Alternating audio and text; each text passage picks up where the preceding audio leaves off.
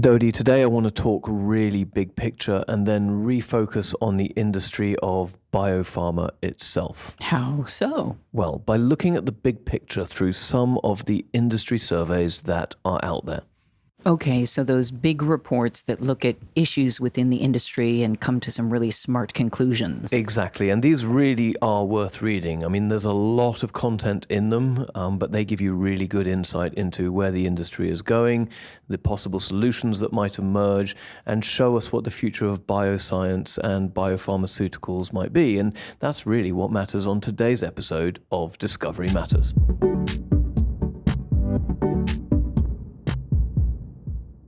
It's a big topic, and I have a feeling we're going to come around to every day being a school day. So where do we start, Connor? Well, why don't we start with someone from whom I've learned an awful lot over the years, our friend Firman Ghouze, Cytiva's marketing director in Asia Pacific.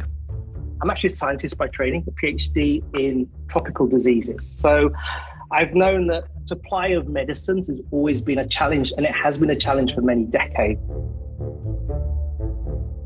So one day, Firman was having dinner at a restaurant with a friend of his who happens to be a journalist for a well-known publication, and they were talking about this difficulty of when it comes to supplying medicines.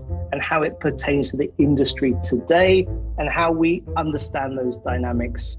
We were discussing this, and there's many indices for various other things that people look at to measure. But the discussion we had around this particular topic is a very relevant one. My experience told me that different countries do look at these things differently. And so as we were sitting down thinking through this, we were discussing what would be the best way to measure these dynamics. And this discussion eventually led to the Biopharma Resilience Index and its 5 pillars that we're so interested in. Okay, so this is Cytiva's own industry report. What are the 5 pillars? Okay, so yes, we're shilling our own content here, but this is really good stuff, and we wouldn't shill it if we didn't think it was worth paying attention to. So, the 5 pillars. Supply chain resilience, talent pool, R&D ecosystem, manufacturing agility, and government policy and regulations. And then the main findings of the Biopharma Resilience Index are? The index showed us that there's a few take-homes. Talent is probably the number one challenge that the industry faces across the world, and ability to collaborate through its R&D systems was the other big take-home that we saw. There's 2 major take-homes. The other take-home is that government policy is very good, generally speaking, and we notice that manifests itself in a few countries, in particular, China, Russia, and India. Okay, as you said, Connor, we're shilling our own content, but Cytiva must also have a response to this information. Absolutely. So there's no point in doing research and then not responding to it. I mean, that's why you do research, right? So Firman says that he's spent a lot of time talking to the market about the findings in the index, and he's had some mixed responses. Some say it's great that our country's doing well. Others say, we should really try to address some of the issues highlighted here. So we've talked to various governments and various customers in the regions. Okay, so there are other indexes out there, right? Oh, yeah. So how does our Biopharma Resilience Index compare and contrast with some of the other huge reports out there? With this report, we looked at quite a diverse set of criteria. We augmented qualitative and quantitative data here, and we got leading industry experts to also speak on the matter that we had in hand. So we covered the whole breadth of what may be factors for resilience. The spectrum went all the way through from young talent to support and the industry, all the way through to how well manufacturing could be maintained.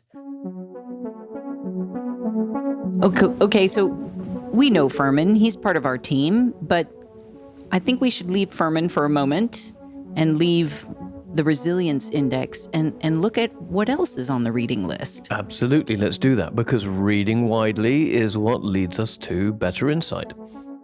Good. So I think we're going to now turn to Eric Langer. So much like Firman's Biopharma Resilience Index, everything you need to know about the biopharma industry is in the BioPlan report. Okay, so let's get the backstory on the BioPlan report. Was this cooked up over dinner at a restaurant as well? Well, the BioPlan is kind of like the granddaddy of reports. It is many, many, many pages, that's for sure. It's a lot of reading, right? And it's worth it. If you really want to get under the skin of the industry, this is where you go. It started about 19 years ago.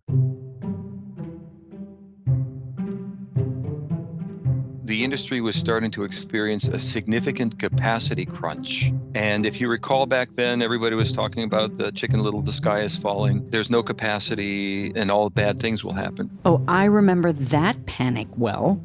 We were seeing companies and investors truly trying to dump investments because they felt that they wouldn't be able to meet the industry's demand. So we figured what we could do is simply using fairly basic tools, go out there and assess what percent capacity people were at back then. And compare that, for example, to the industry norm for all industries, where there are a number of studies that provide industry-wide analysis of capacity utilization. So we felt that that would be a reasonable thing to do in this small segment. And we did it, and we realized that there were other questions we needed to ask as well. And every year it got bigger and bigger and bigger, so that now it's up to 500 pages, and the text font gets smaller and smaller each year. The page thickness gets thinner, so we can still continue to send it out. And many of the years we decide that we cannot continue to ask the same questions, of course. So they cover dozens and dozens of different topics, from adoption rates of new technologies to demand on the parts of suppliers for introduction of novel technologies. And Eric says that all these topics relate to capacity. The single most important trend in this industry has been, for the last couple of decades, a focus on manufacturing efficiency and productivity. Okay, history might be repeating itself here. Yeah, we're doomed to repeat it, aren't we? Yeah. How do you mean? Well, Eric's talking about supply chain constraints 18 years ago. And you only have to open a newspaper, or I guess who reads newspapers now, but you only have to check online, look at your news sources, turn the TV on to see that that's what's happening all over again. Yes, exactly. But Eric says that this time it's a little different. Back then, it was capacity constraints as it relates to the ability to manufacture something. Now, the issue is capacity constraints as a result of the supply chain not being able to provide one link of that chain, whether it be a vial stopper or a buffer or a supplier that's providing a service related to a particular type of plastics. Film manufacturing can stop everything. And unfortunately, because of COVID, we've experienced that discontinuous manufacturing challenge, and many of the supply chain factors and issues that we think we knew were safe are not necessarily the case. The issues of onshoring and bringing manufacturing back to a domestic base are coming to the fore, but nobody is as far as we can tell right now, nobody seems to be actively solving those issues yet. The issues are still being formed, so the answers are still pending.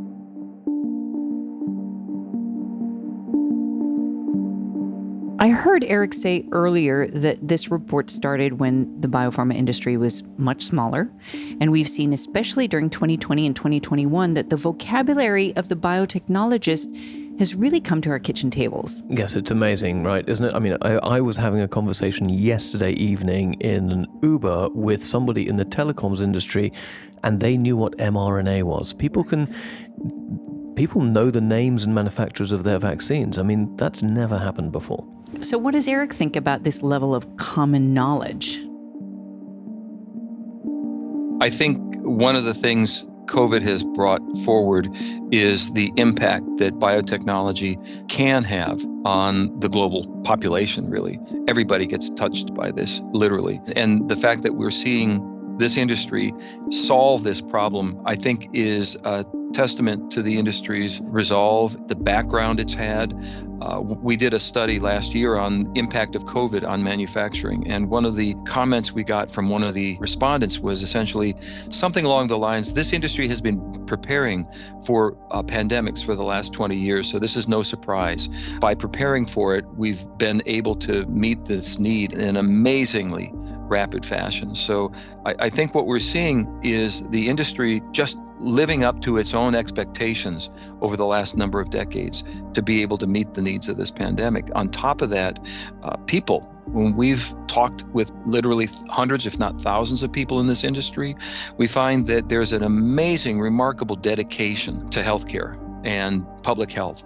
And as a result, what we've seen in our interviews, doesn't matter if you talk about somebody on the manufacturing floor or somebody on the clinical side of it, they probably enter this field quite possibly early in their career because of the desire to do something good. And I think what we're seeing is people that are dedicating hours and hours of overtime and sequestering their own personal lives to manufacture these vaccines or therapeutics or diagnostics or personal protection equipment or polypropylene. People are saying, I'm stepping up. And I think that's one of the most remarkable things we've seen resulting from this, the crisis, but it's just part of the industry's dynamism, I think.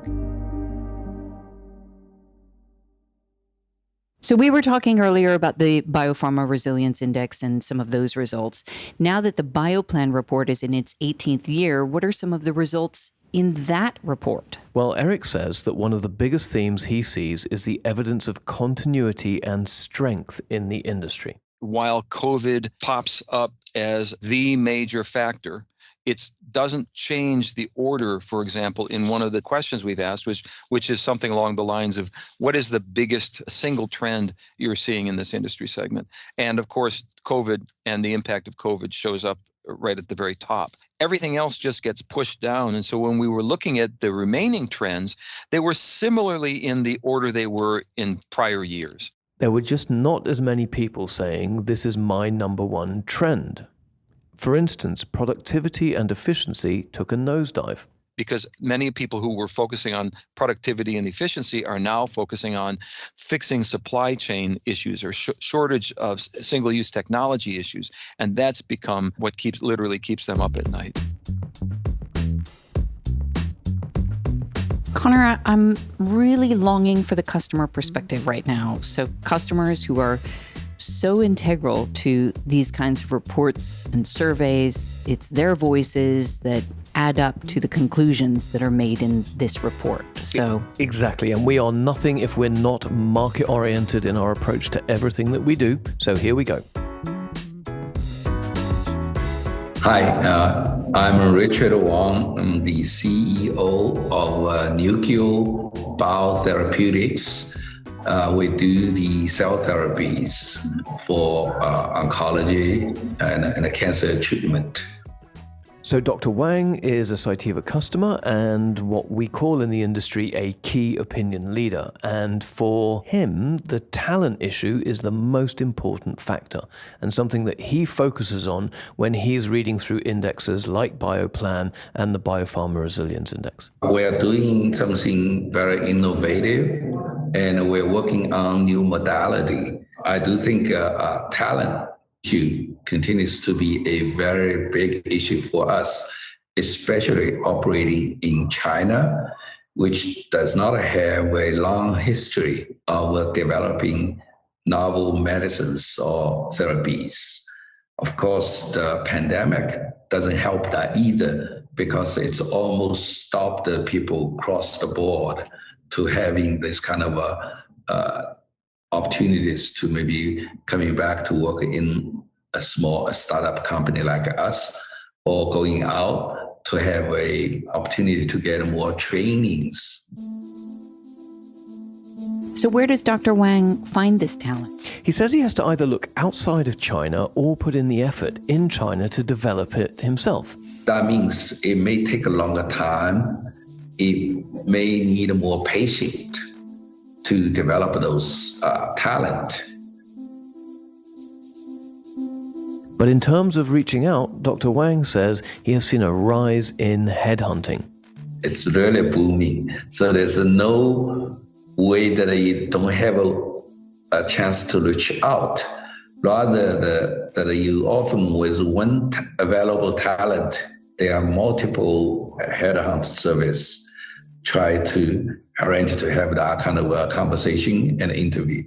And in fact, Firman says it was talent specifically that he wished we had covered a little bit better in the Cytiva Biopharma Resilience Index.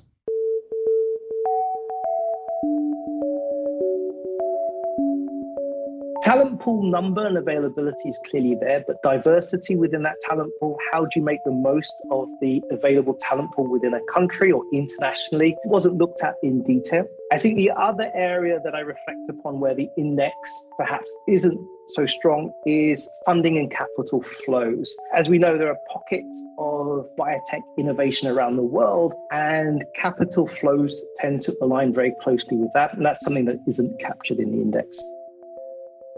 Okay, so like you promised at the start of this episode, we've gone big picture to detail from our report to someone else's and then to a customer. How do we sum all this up? Well, for Eric, through all the technical terms and statistics, it all comes down to, in the end, people. And honestly, Dodi, isn't that what we love about this industry? It's the people in it. It's the expertise that they have. Let's hear what Eric says. This industry really is not about technology or adoption of a single use or a modular. We can see in so many different ways. Much of it's the human aspect of this. And so one of the issues, one of the chapters in our study is things like hiring and training. And what we found is one of the biggest constraints to growth in this industry is availability of really smart people to take on the responsibilities for a rapidly growing industry. We've seen the challenges of hiring grow consistently. And in our graph, it's just remarkable how consistent that growth goes year after year in terms of the inability to find the right people in specific areas. If you can't develop your process, you can't create a life-saving biologic or drug. So it becomes a people issue here. So put the BioPlan report on your reading list if you haven't checked it out yet. Put the Biopharma Resilience Index on your reading list if you haven't checked it out yet. And please send us stuff that you think we should be reading to keep up to date with what's going on in your part of the industry. The more we share, the better we get, the better the industry gets, the more impact we can make as a community for patients. So true. Thank you for listening to this episode of Discovery Matters.